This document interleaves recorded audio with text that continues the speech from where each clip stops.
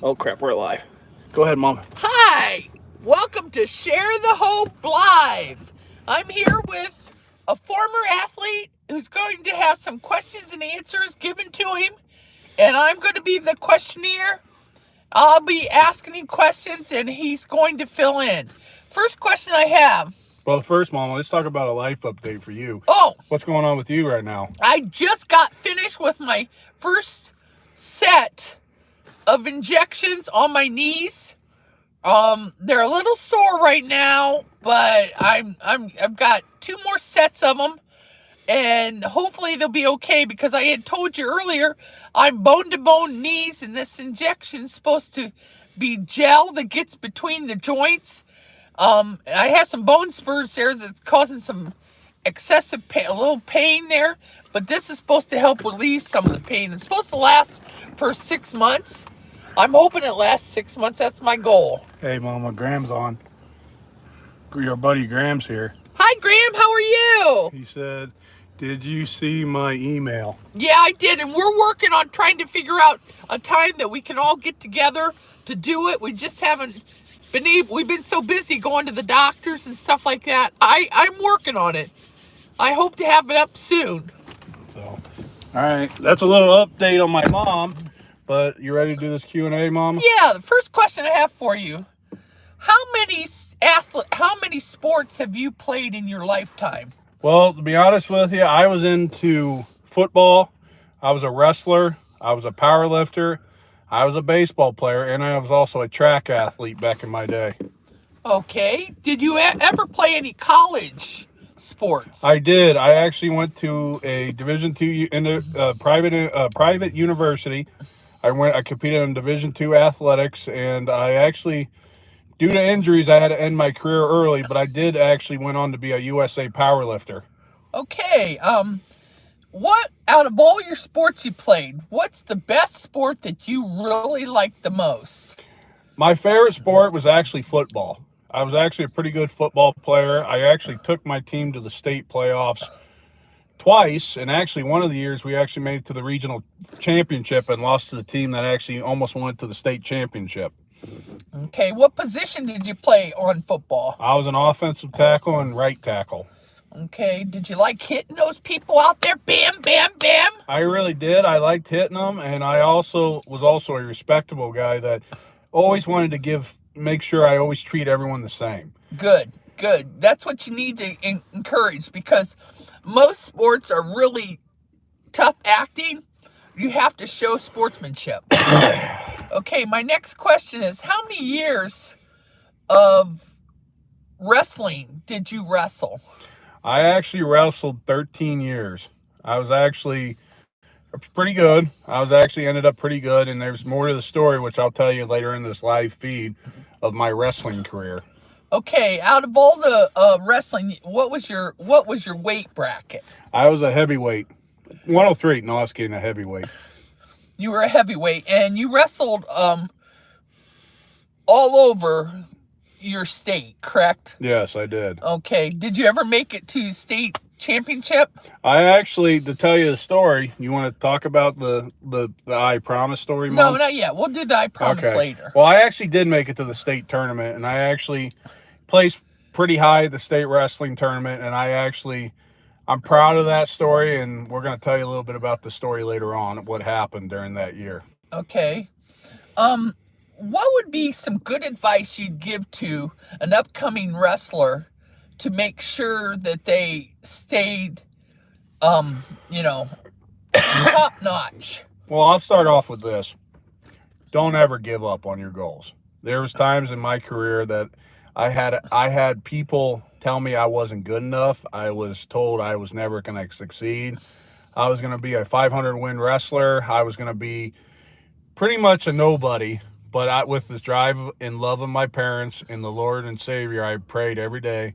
I actually ended up really good, and I had that ending career that any 5-year-old kid back when I was younger wanted to be when they grew up. Did you ever get, they have things called wrestle-off. Do you think that's a fair way to do it when it comes to wrestling? if there's more than one person in that weight bracket? Hey guys, I will let you guys know. I see your comments, and we're gonna get to your comments here shortly. I just want to make sure we're seeing it right now, but I just wanted to make sure I told you we are gonna get to your questions here shortly. But go ahead. But do you think it's fair with the wrestle off if you have more than one wrestler at that weight bracket? I think that is the fairest way to determine it. Like, one thing I liked about wrestling, it's just you. It's your deciding factor. You have to decide the outcome of the match. And like in life, you're the only one that decides the outcome.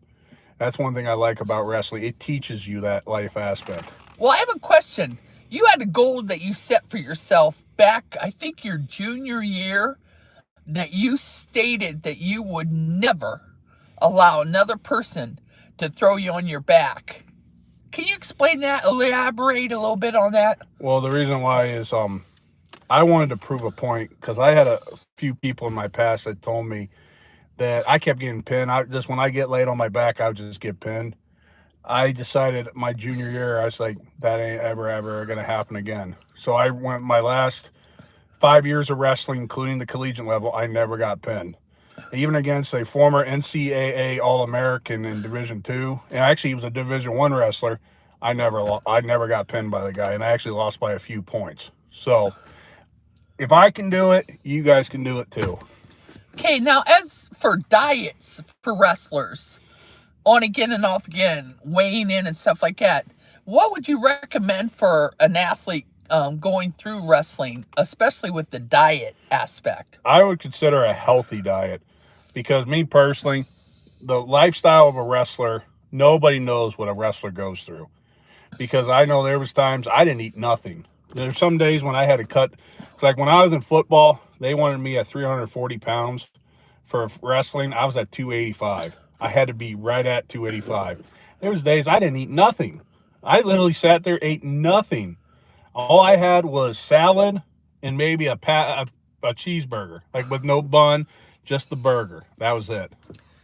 Well, I have a question with you. With your sports being back to back from football to wrestling, was it very difficult because you have one coach telling you, I need you to gain 45 more pounds for football?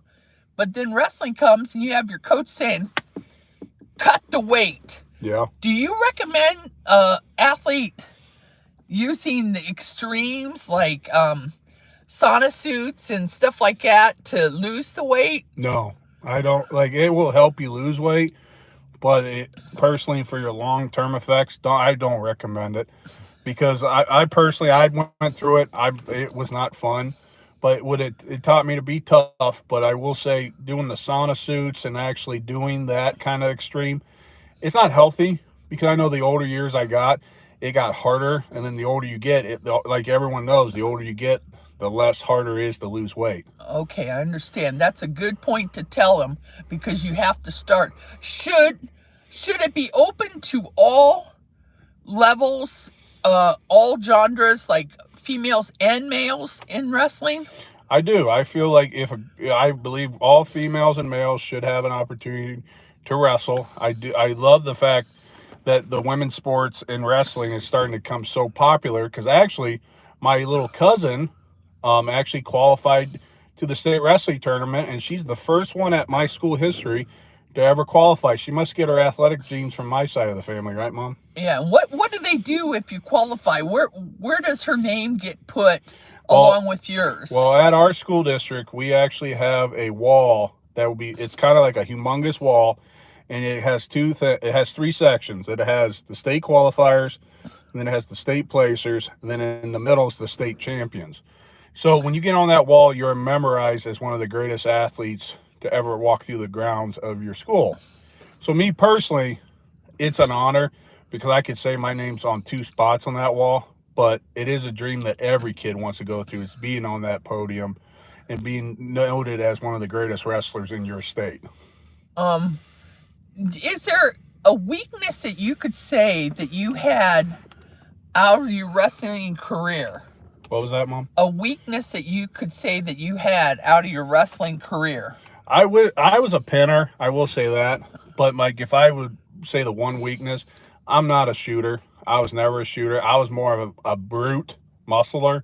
I would out muscle guys, and most of the time I did accomplish that feat.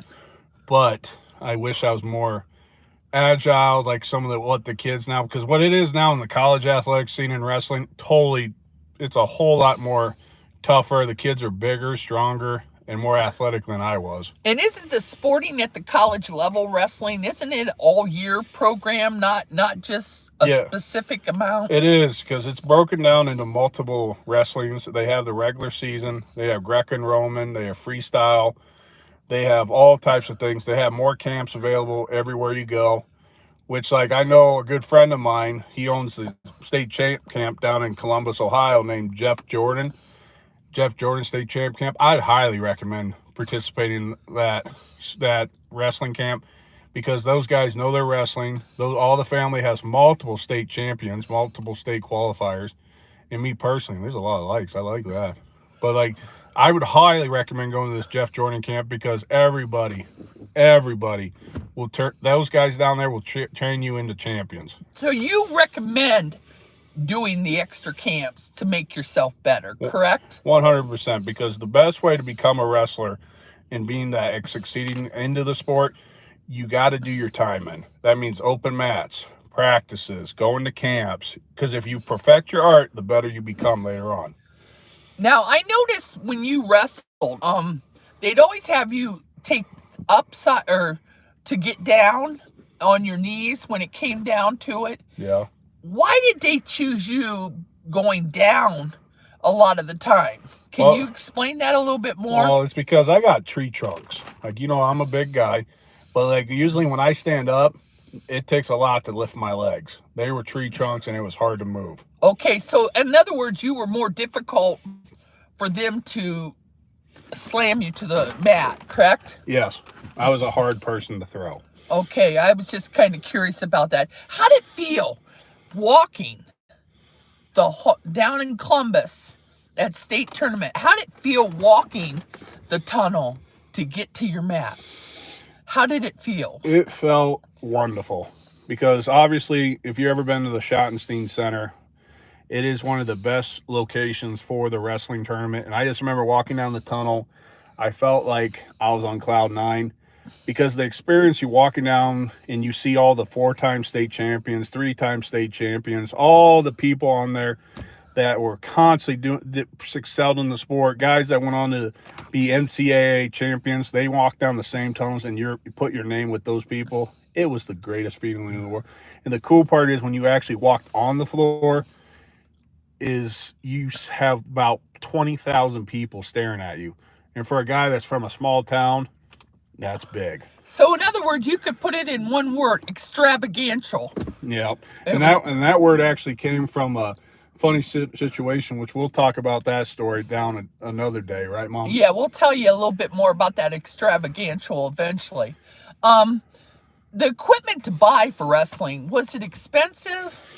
It depends, because like there's certain things that are expensive, like the shoes, like if you want certain type of branded shoes, yeah, they could get kind of expensive. And there's sometimes, like, the headgears, they could be kind of expensive, but there's also the other gears that you need for, like, the bags and all that. That's not too bad, but it could get expensive as it goes on. Oh, I do want to recommend too. There's a program that they have that they take old wrestling stuff at some of the high schools and junior highs, and they literally collect all this stuff, and then they allow wrestlers to come in to take equipment that they could use at very little cost. So it doesn't cost you out of pocket to be able to buy this. So it just all depends on how much you want to spend.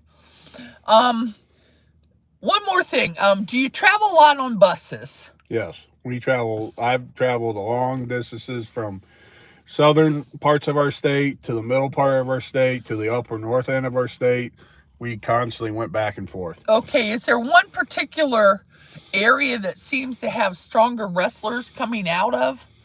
Well, I do know, like, I'll give you an example. Like, in Ohio, Cincinnati is a big one. Columbus, obviously. Up in the northern end, like Sandusky, St. Mary's, Central Catholic was a perennial powerhouse back in the day. That's a good one. Columbus has St. Paris Graham. Lakewood has Lakewood St. Edward. Then you got Wadsworth and some of the other locations that are pretty highly touted in wrestling. And yeah, Well, I did forget to ask one question. I want to bring this up. When you got the opportunity at the state tournament to step up on the podium, how did it feel? it was a memory that I'll never forget because when you have, like I said, 20,000 people staring at you, it's the greatest feeling that nobody can take away from you. So, before we get to the next story, we're going to try to answer some of your questions I see you guys wrote up. So, give me a second. All right. So, it says here, oh, Graham was a wrestler. He had a broken knee. I'm actually at the hospital right now. And you're a great looking man. I'm a wrestler. So Graham was a wrestler, Mom. Wow, that's great, Graham. Keep up the good work. I'll be rooting for you. And then he says, I love you on Seinfeld. And then this person says, how are you? How old are you? Well, I'm actually in my 30s now, so I'm actually out of my athletic career. But yeah, I did it for almost 18 years of my life in sports, and I'm actually in sports right now. So that's a little bit of the Q&A. So you ready for the next part of the story, Mom? Yeah. Okay, go ahead, Mom. Well, there was a promise that you and your mom had Yeah. before we went to the state tournament. Can you share that promise? Okay. Well, to start off, no person knows what a wrestler goes through. I will say that. Nobody knows it. But I will tell you, there was a story that happened my senior year. It was actually happened right before my football year. I got the news that my mom was diagnosed with breast cancer. And for a son, your mom means more to you than anything in the world. And the fact that I was told my mom had breast cancer, it was hard. I remember times I ran outside, sprinting down the streets, crying, and it was rain. I didn't know what to do. Nobody knows what you do when you're 17 years old and find out that your mom has breast cancer. It's the hardest thing in the world. And anybody out there that's ever experienced that, We're praying for you because I know what it is to be a cancer survivor or cancer patient. It's not easy. It's not an easy task. You're the warriors that I look up to. My heart goes out to you. so like, to tell you a little bit about the story, my mom was depressed. And I will be honest, there was times she didn't want to take the shots anymore. She didn't want to do any of that. And at one point, I'll let Mom tell you about how she felt. So go ahead, Mom. How'd you feel? It was pretty down, especially when you're taking chemotherapy and you're told that you're stage 1 going into stage 2. The stages didn't matter to me as much as the fact that they put me on a strong chemo and they called it the Red Devil, Adriamycin. I lost my hair. I didn't feel good the next day. They gave me a shot to help recoup from it. I was to the point, every time I took a chemo shot, I kept thinking, oh my gosh, not the Red Devil again. So I kept thinking, and at one point during one of my treatments, I said, I'm done. I'm not doing it no more. I'm done. And some important person in my life said, you can't stop because you have children. They want to see you pull through this. And I got stronger because I thought about what this person said. And I thought, there's no way I'm going to let this defeat me. So I'm going to give it back to my son to finish up the story.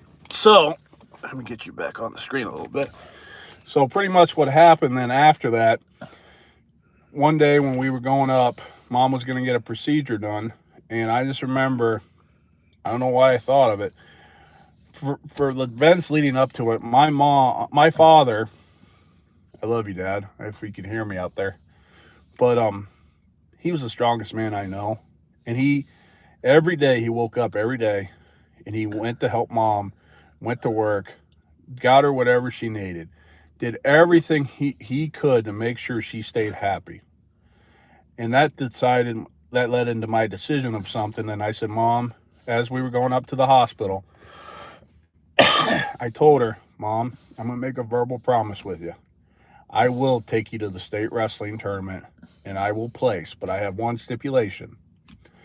You beat cancer. You defeat cancer. And you know what? I just remember fast forward it to the state tournament after I qualified for the second time in 2 years. And I just remember I looked at it was my placement match.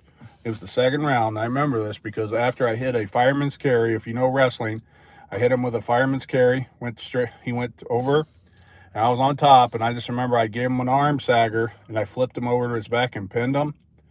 I just remember that qualification of being a placer, but at the end of the tournament, my last ever career match in high school, I remember I flipped my guy over, and I remember pinning him, and I had my finger raised, and I looked right at my mom. You know what I said?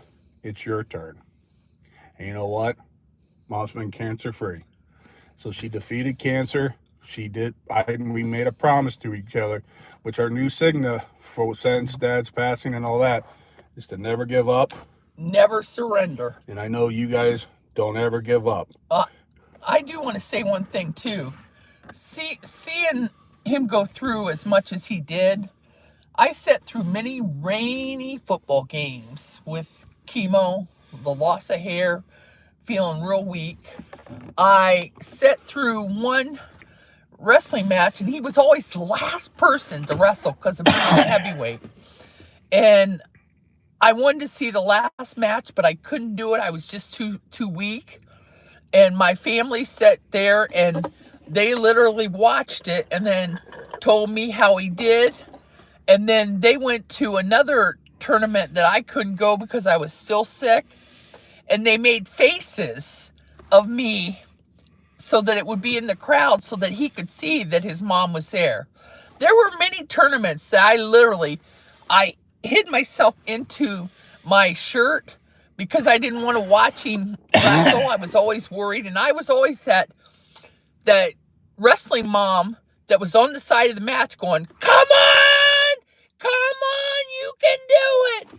And the thing is, I know he probably couldn't hear me, but I was doing that. They wouldn't let me videotape because I'd go like this, come on, you can do it. And I'd drop the camera down and I'd be taping my feet instead of taping him. And there were so many stories that I could tell you, which I'll tell you maybe some later on too. But it was always the intention that I want him to hear me. I ran the side of a football field one time screaming at his team, hit him hard. And guess what? My son can tell you the story. So to tell you a little bit about that story, I actually remember I was in the middle of the football field and one of my teammates, and I remember if you guys ever knew who I was as an athlete, I was a hard-nosed, not in your face, but I was a guy that took sports seriously.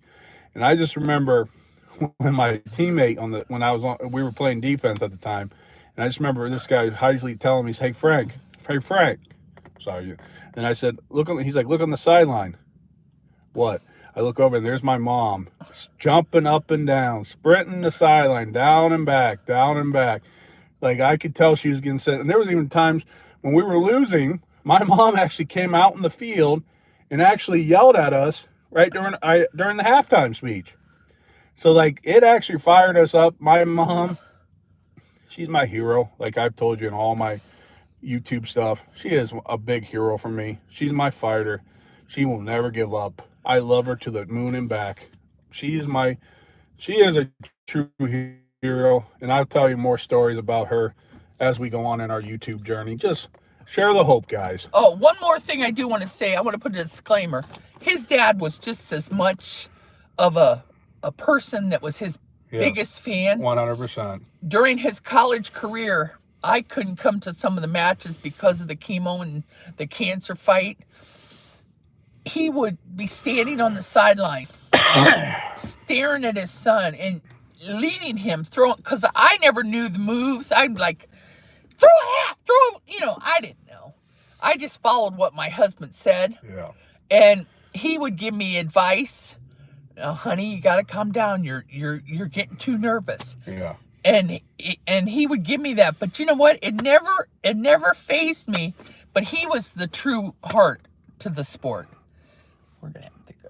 Okay, so we're gonna answer some of the final questions, but then we're gonna get going.